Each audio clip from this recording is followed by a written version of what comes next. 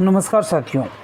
राजस्थान लोक सेवा आयोग अजमेर द्वारा जो असिस्टेंट प्रोफेसर भर्ती 2020 निकाली हुई है, उसकी टेस्ट सीरीज जो हमने संचालित कर रखी है, उसका आज नवा पेपर था। 25 जुलाई 2021 को विभिन्न पारियों में अलग अलग ग्रुप्स में जो परीक्षा हुई, उसमें जो है लगभग 2200 अभ्यर्थियों ने हिस्सा लिया, जबकि हमसे 10,000 के लगभग अभ्यर्थी अब तक जुड़ चुके हैं, जो 350 रुपये वाले पैक में हैं। अर्थात वो केवल अपना पेपर लेते हैं और आंसर की लेते हैं, खुद का मूल्यांकन खुद करते हैं। तो चलिए ज़्यादा टाइम वेस्टेज नहीं करते हुए आज के वीडियो को शुरू करते हैं। वीडियो में ज़्यादा कुछ नहीं बताऊंगा, मैं आपको सिर्फ इसमें आंसर बताऊंगा। बाकी जो आपको एनालिसिस मिलेगा वो आपको अपने जिस ग्रुप में आप जुड़ रखे हैं, उस ग्रुप में आपको इसके पीडीएफ फॉर्मेट में आपको सारी चीज़ें मिल जाएंगी। दूसरी बात यह है कि यदि आप में से कोई बंदा ऐसा है, कोई अभ्यर्थी ऐसा है जिसने चैनल को पहली बार विजिट किया है, तो चैनल को सब्सक्राइब कर लें। और यदि आपको कंटेंट अच्छा लगता है, टेस्ट सीरीज अच्छी लग रही है, आपको लगता है कि इसमें पेपर का स्तर आरपीएससी के स्तर के हिसाब से है, तो आप हमसे संपर्क कर सकते हैं। वो कैसे कर सकते हैं, इसी वीडियो के नीचे डिस्क्रिप्शन में जब आप जाएंगे, वहाँ एक व्हाट्सएप ग्रुप का लिंक दे रखा है। उस व्हाट्सएप ग्रुप के लिंक के थ्रू आप हमसे संपर्क कर सकते हैं, ग्रुप को ज्वाइन कर सकते हैं। और किसी भी प्रकार की कोई समस्या है तो आप वहाँ पे उसी नंबर पे आप हमसे कॉल करके बात कर सकते हैं। ज़्यादा टाइम वेस्टेज नहीं करते हुए आज का वीडियो शुरू करते हैं। बजट वर्ष 2021-22 का राजकोषीय घाटा कितना प्रतिशत रहा, तो आपका 3.98% है। बाकी मैं आपको कुछ नहीं बताऊंगा, आपको यूट्यूब उस पे आपके ग्रुप पे मिल जाएगा। वित्तीय वर्ष 2021-22 के लिए राजस्थान का कुल बजट उद्व्यय कितना प्रस्तावित अनुमानित है, ये आपका सी ऑप्शन आपका मिल जाएगा। 1,32,251 करोड़ रुपए इसका इस साल का बजट है। तीसरा प्रश्न जो है वो वित्तीय वर्ष 2021-22 को क्षेत्रवार उद्व्यय को सुमेलित यहाँ पे करवाया है। तो सबसे पहले आपको ये ध्यान रखना है कि सामाजिक और सामुदायिक सेवाओं को सबसे ज़्यादा बजट का आवंटन होता है। तो पहला जो है कृषि और संबंधित सेवाएं, उसमें आपको 7.42% है। सामाजिक व सामुदायिक सेवाएं 52.19% है। ग्रामीण विकास को आपका जो है 12% और विद्युत को 14% इसमें अंशदान किया गया है। चौथा प्रश्न है, आर्थिक सर्वे 2020-21 के अनुसार निम्न में से किस क्षेत्र में धनात्मक वृद्धि हुई है। कृषि क्षेत्र ऐसा है क्योंकि कोविड की स्थिति की वजह से सभी उद्योग धंधे सेवा क्षेत्र सब कुछ बंद था। गाँव का पलायन शहरों से जो गाँव की तरफ होता था, गाँव से शहरों की तरफ होता था, उल्टा हो गया। गाँव से शहरों की तरफ, शहरों से गाँव की तरफ लोग आने लगे और कोविड की स्थिति में और कोई काम नहीं था। कृषि क्षेत्र का विकास इसकी वजह थी। तो कृषि उत्पादन में धनात्मक वृद्धि हुई है। बाकी कोविड की स्थिति में सभी क्षेत्रों में ऋणात्मक वृद्धि हुई है। वर्ष 2019-20 के अनुसार राजस्थान की प्रति व्यक्ति आय जो है वो स्थिर कीमतों पर 81,355 है और प्रचलित कीमतों पर 1,18,159 रुपये है। राजस्थान के बजट का क्षेत्रवार योगदान इसमें पूछा है। तो 2019-20 में कृषि उद्योग व सेवा क्षेत्र अलग अलग सेपरेटली पूछा है इसमें प्रचलित कीमतों पर। तो कृषि क्षेत्र का 25.56%, सेवा क्षेत्र का 27% और जो उद्योग क्षेत्र का 27% और सेवा क्षेत्र का 46% योगदान रहा प्रचलित कीमतों पर। और यही चीज़ स्तर कीमतों पे अगले प्रश्न में बताया है। तो स्तर कीमतों पे ये 25.19, 30.57 और 44.14% इसका अंशदान रहा। निम्न में से कब जन सूचना पोर्टल प्रारंभ किया गया। 13 सितंबर 2019 को। अब ये जन सूचना पोर्टल की ऑफिशियल वेबसाइट से ये इसकी सारी डिटेल्स हमने वहाँ से कॉपी करके लिखा है। तो आपको जो कॉपी में हम आपको यूट्यूब कॉपी ग्रुप पे मिलेगी, उसमें ये सारी चीज़ें आप पढ़ लेना। राजस्थान आवासन मंडल की स्थापना निम्न में से कब हुई। 24 फरवरी 1970 को। 10वां प्रश्न है, दिसंबर 2019 तक राजस्थान में कुल कितना मेगावाट क्षमता का पवन ऊर्जा इकाइयाँ स्थापित हो चुकी हैं। तो ये आपके 10.50 मेगावाट है भाई। अगले प्रश्न की तरफ चलते हैं। भारत में कच्चे तेल के उत्पादन में राजस्थान का योगदान कितना प्रतिशत है? ये बहुत इंपॉर्टेंट प्रश्न है भाई। और 22.23% है। बॉम्बे हाई पहला सर्वाधिक उत्पादन करने वाला है और राजस्थान दूसरा है, 22.23% है, ये ध्यान रखना। खनिज तेल और पेट्रोल के बारे में जो जो चीज़ें आपके लिए महत्वपूर्ण हो सकती हैं वो मैंने यहाँ पे डाल दी हैं। आपको जो कॉपी हम शाम को 6 बजे देंगे उसमें आपको सारी चीज़ें मिल जाएगी। मुख्यमंत्री लघु प्रोत्साहन योजना निम्न में से कब शुरू हुई? तो ये 13 दिसंबर 2019 को शुरू हुई थी। राजस्थान जल क्षेत्र आजीविका सुधार परियोजना का 137 सिंचाई परियोजनाओं के नवीनीकरण हेतु जायका कितना प्रतिशत ऋण सहायता उपलब्धता की मंजूरी मिली है? जब तो जायका नहीं, 85% जो फाइनेंसिंग सर्विस है वो उसमें उपलब्ध करवाएगा। फाइनेंस 85% जायका देगा।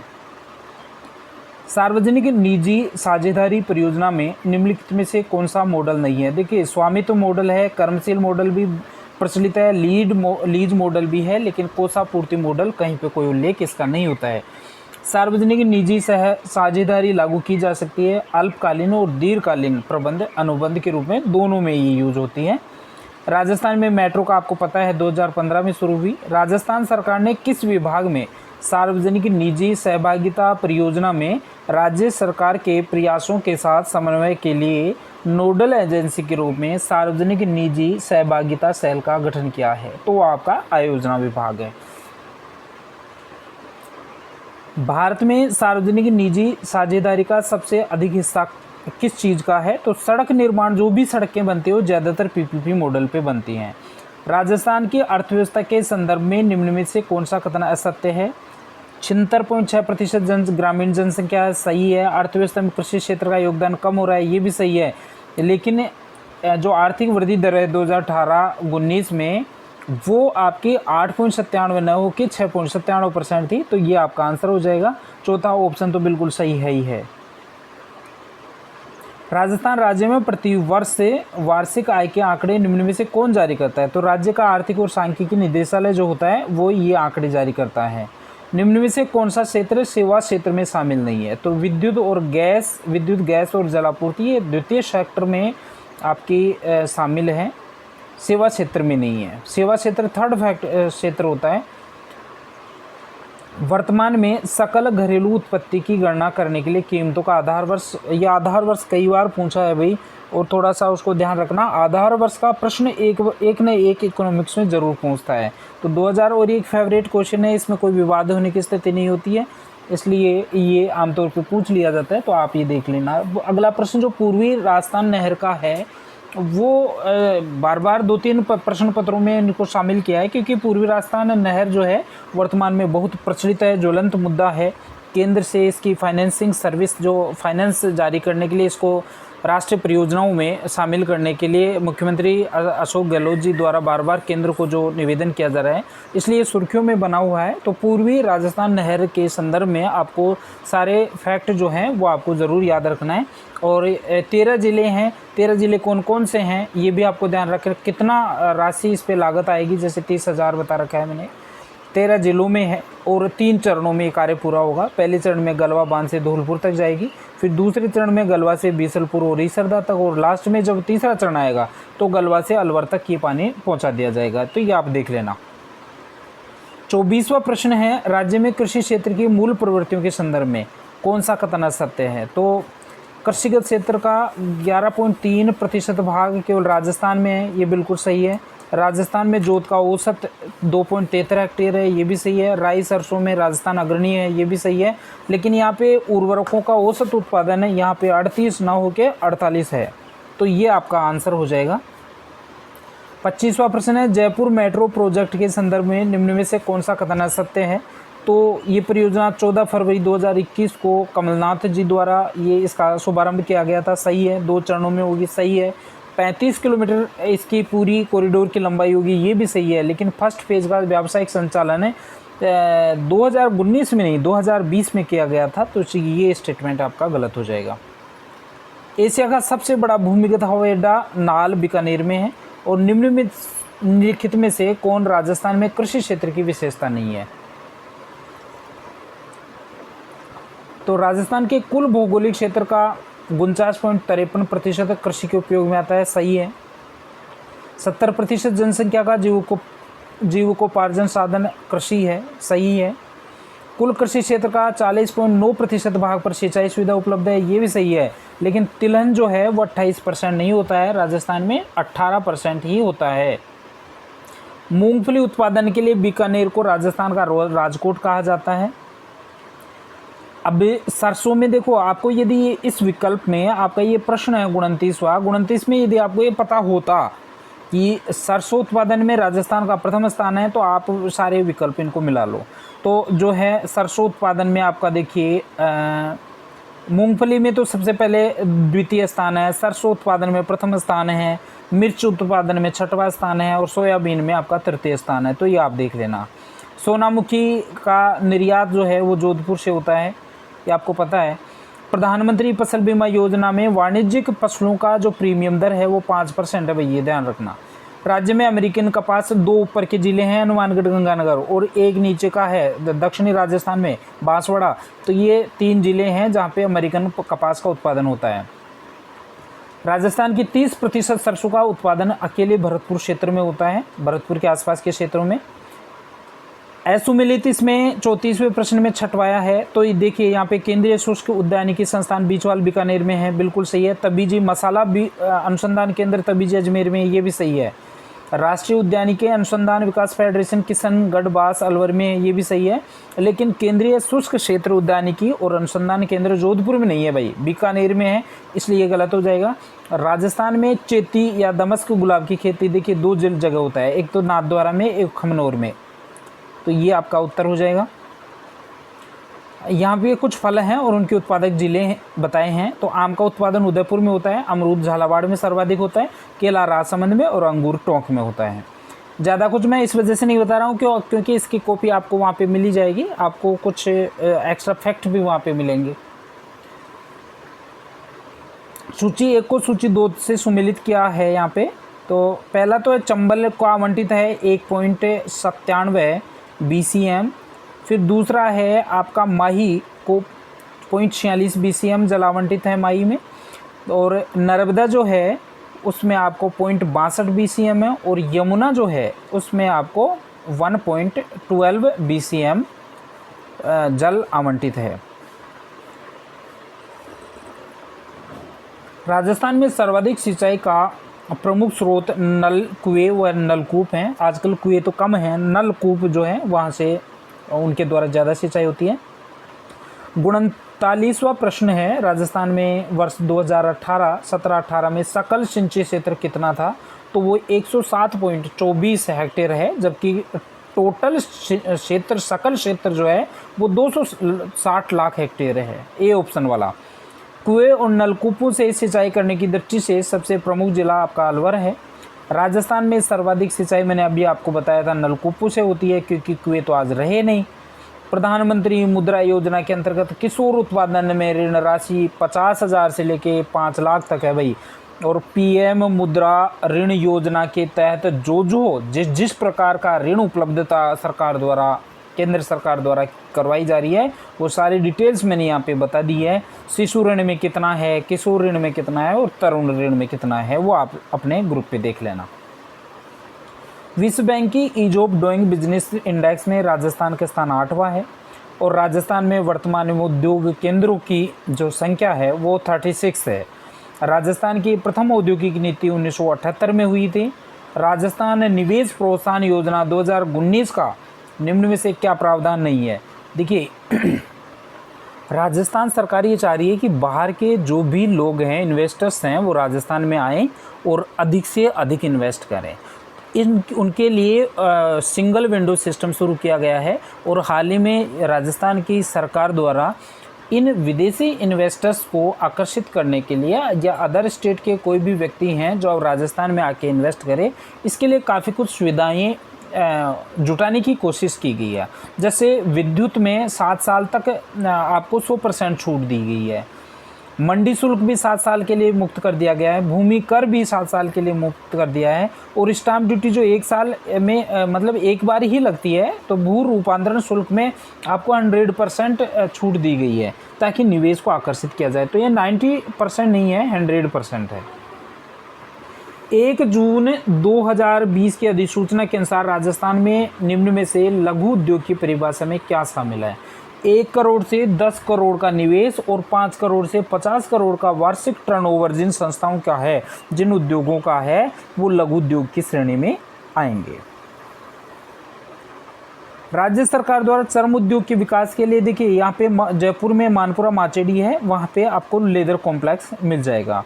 निम्न में से कौन असुमिलित है? तो यहाँ पे पन्ना नगरी जयपुर में, ग्रेनाइट सिटी, जालोर, अभ्रक, भीलवाड़ा, ये सारा सही है, लेकिन सूर्य नगरी तो जोधपुर है, तो यहाँ धौलपुर लिखा रखा है, ये आपका गलत होगा।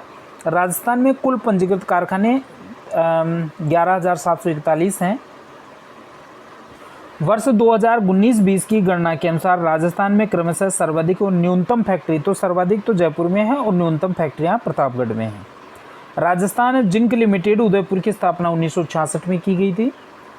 असुमिलित को यहाँ पे छांटना है 53वें प्रश्न में। हिंदुस्तान मशीन टूल्स जो HMT अजमेर है, उसकी स्थापना 1967 में हुई थी, सही है। हिंदुस्तान लिमिटेड कोटा 64 में, सही। Rajasthan drugs and pharmaceutical limited Jaipur 1978, सही। लेकिन हिंदुस्तान कॉपर लिमिटेड जो खेतड़ी झुंझुनू में है, उसकी स्थापना 1976 में नहीं हुई थी, 1967 में हुई थी। तो ये स्टेटमेंट आप देख लेना। कौन असुमिलित है? 54वें प्रश्न में। वित्त निगम 1955 में हुआ था, सही है। आवासन मंडल 1970 में हुआ था, सही है। पथ परिवहन निगम की स्थापना 1964 में हो गई थी, लेकिन राजस्थान भूमि विकास बोर्ड जो है वो 1975 में स्थापित हुआ था, 70 में नहीं हुआ था। राजस्थान स्टेट केमिकल्स वर्क्स की 3 इकाइयाँ आपके डीडवाना में हैं। मुख्यमंत्री लघु उद्योग प्रोत्साहन योजना निम्न में से कब शुरू हुई? तो मुख्यमंत्री लघु उद्योग प्रोत्साहन योजना 13 दिसंबर 2019 को शुरू हुई थी। राजस्थान के किस उद्योग में सोडियम सल्फाइड का उपयोग कच्चे माल के रूप में किया जाता है? तो वो चमड़ा उद्योग होगा। माणिक्यलाल वर्मा टेक्सटाइल इंस्टीट्यूट की स्थापना भीलवाड़ा में की गई थी। राजस्थान राज्य औद्योगिक विकास व विनियोग निगम लिमिटेड रिको के संदर्भ में कौन सा कथन सत्य है?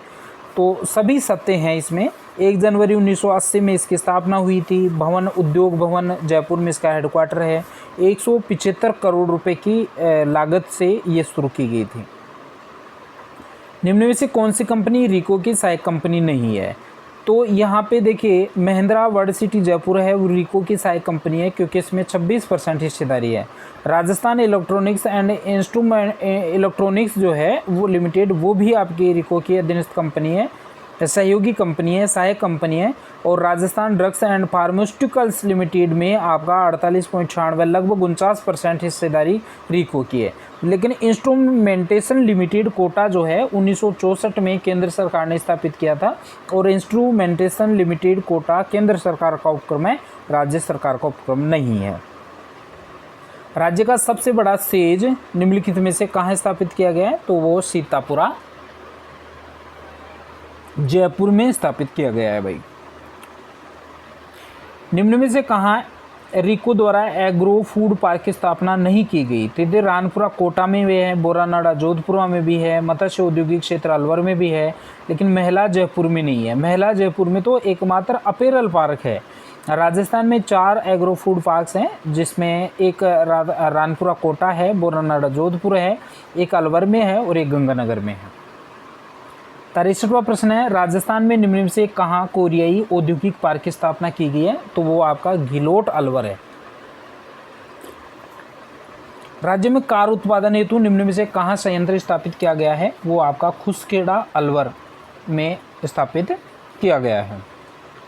राज्य में कहाँ बुलेट प्रूफ कार फैक्ट्री की स्थापना किए जाने का कार्य प्रगति पे है? तो वो आपका कोटा में है। कोटा में बुलेट प्रूफ कारें बनाई जाएंगी। वस्त्र 2020 रिको और फिक्की के संयुक्त तत्वाधान में आयोजित एक वस्त्र मेला है। राजस्थान राज्य वित्त निगम की स्थापना निम्नलिखित में से कब हुई? तो राजस्थान राज्य वित्त निगम की स्थापना 17 जनवरी 1955 को की गई थी। और राज्य वित्त निगम से संबंधित जो भी एक्स्ट्रा फैक्ट हैं मैंने यहाँ पे डालने की कोशिश की है।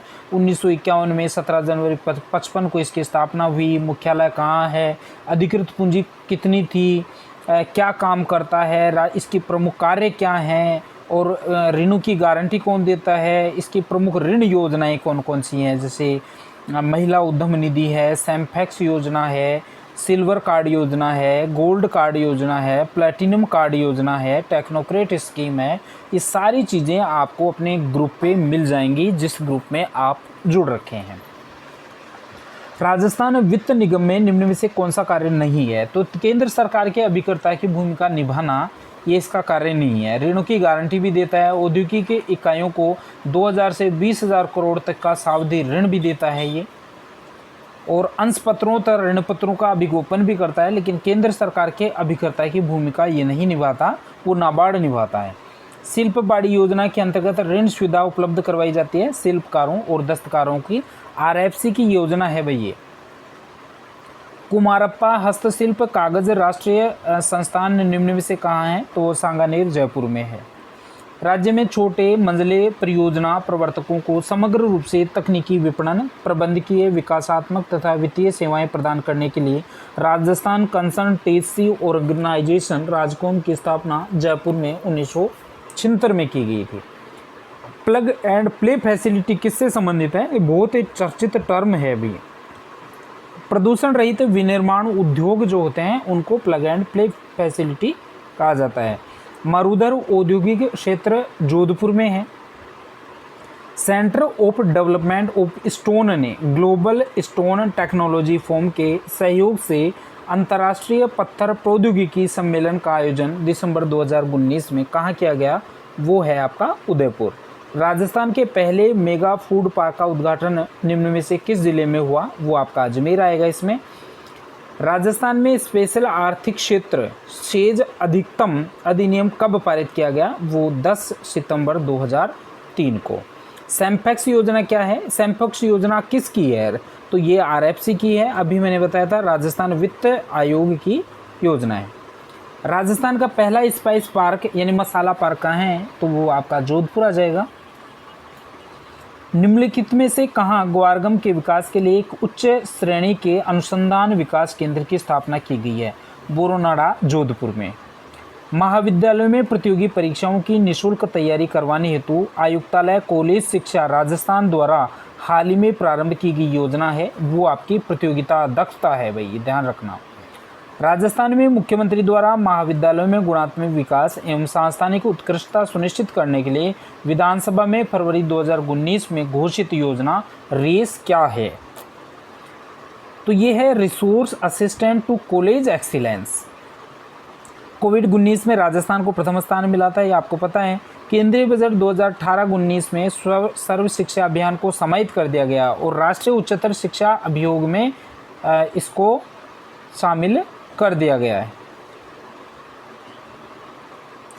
राष्ट्रीय पोषाहार सहायता कार्यक्रम के संदर्भ में निम्न में से सत्य कथन छांटिए। तो इसमें जो हैं सारे ही कथन सत्य हैं। मिड डे मील के संदर्भ में असत्य कथन क्या है? ये है कार्यक्रम 15 अगस्त 2005 को 2408 तहसीलों में शुरू किया गया। तो यही कथन गलत है क्योंकि 1995 में ही शुरू हो गया था। इसमें ये जो स्टेटमेंट हैं बड़े काम के हैं भाई। 1 से 5वीं तक का जो छात्र है उसको 450 किलो कैलोरी ऊर्जा का भोजन और 12 ग्राम प्रोटीन मिलती है।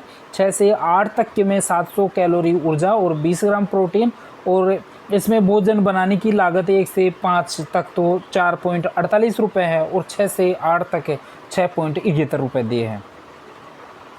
निम्न में से उत्सव भोज क्या है? तो ये धार्मिक यात्रा के बाद वापस लौटे वृद्धजनों हेतु जो निःशुल्क भोजन व्यवस्था शुरू की गई है उसको आपका उत्सव भोज कहा जाता है। राज्य में अन्नपूर्णा दुग्ध योजना के संदर्भ में कौन सा कथन असत्य है? ये योजना 2 जुलाई 2018 को शुरू हुई थी, बिल्कुल सही है। इसमें 1 से 5 तक के 150 मिलीग्राम दूध दिया जाता है, ये भी सही है। और 6 से 8 तक जो है वो 200 मिलीग्राम दूध दिया जाता है। लेकिन चौथा स्टेटमेंट गलत है। यहाँ पे 3 दिन की जगह 6 दिन आता और 6 दिन की जगह 3 दिन आता तो स्टेटमेंट सही हो जाता। 15 अगस्त 2018 के सप्ताह में 3 दिन के बजाय 6 दिवस दूध दिया जा रहा है, अर्थात पहले 3 दिन ही शुरू किया गया था, लेकिन बाद में उसको सप्ताह के 6 दिन शुरू कर दिया गया था। इंदिरा रसोई योजना के संदर्भ में कौन सा कथन है सत्य है? तो ये योजना 20 अगस्त 2020 को शुरू हुई, सही कथन है। 8 रुपये प्रति थाली की दर से भोजन मिलता है, सही है। लेकिन राज्य सरकार इस योजना पे 12 रुपये देती है, 22 रुपये नहीं देती है, इसलिए ये स्टेटमेंट आपका गलत हो जाएगा। 100 ग्राम दाल, 100 ग्राम सब्जी और 250 ग्राम चपाती और अचार इसमें उपलब्ध करवाया जाता है, ये आपका स्टेटमेंट सही है। राजस्थान राज्य पाठ्य पुस्तक मंडल की स्थापना 1973 में हुई थी और बाल गणेश चिरंजीवी स्वास्थ्य बीमा योजना 2008-9 है, ये आपको ध्यान रखना है। 91वां प्रश्न है, निःशुल्क एवं अनिवार्य शिक्षा का अधिकार अधिनियम 2009 को लागू किया गया था 1 अप्रैल 2010 से। निष्ठा जो है बड़ा चर्चित था, आजकल तो थोड़ा धीमा हो गया, लेकिन पूछ सकता है आंसर प्रश्न इससे संबंधित। पिछली बार की जो आरपीएससी की स्कूल लेक्चर की एग्जाम थी उसमें इस प्रश्न को पूछा गया था। तो निष्ठा का पूरा नाम है national initiative for school heads and teachers holistic advancement. और इस्माइल तो बहुत चर्चित है अभी, शिक्षा जगत से संबंधित कोई भी परीक्षा है इस्माइल को पूछना चाहिए, एक अच्छा परीक्षक पूछेगा प्रश्न को इसको। तो social media interface for learning engagement जो है वो इस्माइल का पूरा नाम है। 94वें प्रश्न की तरफ चलते हैं। इस्माइल प्रोजेक्ट कब चला? 13 अप्रैल 2020 को। ज्ञान संकल्प पोर्टल 5 अगस्त 2017 को। बालिका शिक्षा फाउंडेशन 1994 से 95 को। और कल्प कार्यक्रम 2014-15 नहीं है, ये शायद 16-17 है। नई शिक्षा नीति के अंतर्गत अब शिक्षा का अधिकार होगा, पहले 6 से 14 था, अब 3 से 18 आयु वर्ग हो गया। और नई शिक्षा नीति में फॉर्मूला जो है वो अब हो गया 5 + 3 + 3 + 4। राजकीय महाविद्यालयों की संख्या 276 है, ये तो सही है। और पुस्तक बैग योजना का संबंध महाविद्यालयों में एससी की छात्राओं को निःशुल्क पाठ्य पुस्तक उपलब्ध करवाने की योजना है। और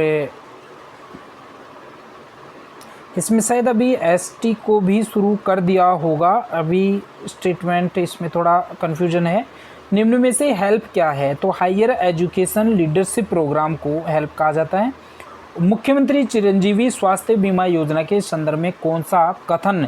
भाई मैं आपको गारंटी देता हूँ ये तो परीक्षा में आएगा। मुख्यमंत्री चिरंजीवी स्वास्थ्य बीमा योजना राजस्थान सरकार की एक फ्लैगशिप योजना है और बहुत चर्चित है। राज्य सरकार इससे वाहवाही लूट रही है, बहुत अच्छा कार्यक्रम है, इस वजह से इस प्रश्न को जरूर पूछेगा। तो दिनांक 1 मई 2021 से प्रदेश में मुख्यमंत्री चिरंजीवी स्वास्थ्य बीमा योजना की शुरुआत की जा रही है। 1.10 लाख परिवारों को निःशुल्क उपचार की सुविधा उपलब्ध करवाई जा रही है। प्रति परिवार 5 लाख रुपए तक निःशुल्क उपचार दिया जाएगा। पैकेज में अब 1401 से बढ़ाकर 1576 कर दिया गया है।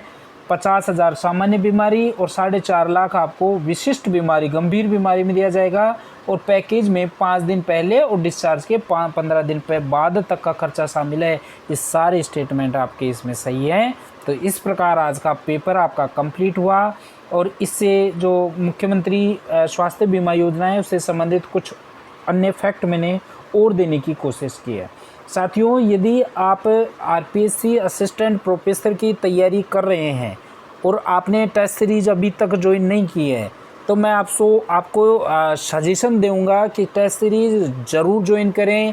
हमारी नहीं, किसी की भी करें, सभी लोग अच्छी चला रहे हैं। जो भी टेस्ट सीरीज़ है, टेस्ट सीरीज़ से आपको आगे जो परीक्षा में जो आप संभावित गलतियां कर सकते हैं उनके बारे में आपको एक अच्छा आपकी प्रिपरेशन हो जाएगी। आप वो गलतियां वहाँ पे नहीं दोहराएंगे। एक प्रश्न का मतलब हज़ारों से ऊपर और हज़ारों से नीचे होते हैं, तो आप 100, 200, 500 रुपये का लोभ ना करें और निश्चित रूप से आपको किसी भी एक संस्थान से टेस्ट सीरीज ज्वाइन करके अपने मूल्यांकन करते रहें। इतनी तैयारी की है, इतना पैसा खर्च किया है, इतना टाइम वेस्टेज किया है, फिर अब इसमें आप इतनी कोताही क्यों कर रहे हैं, ये समझ से परे हैं। आज के लिए इतना ही, अगले मिलते हैं अगले संडे को। धन्यवाद।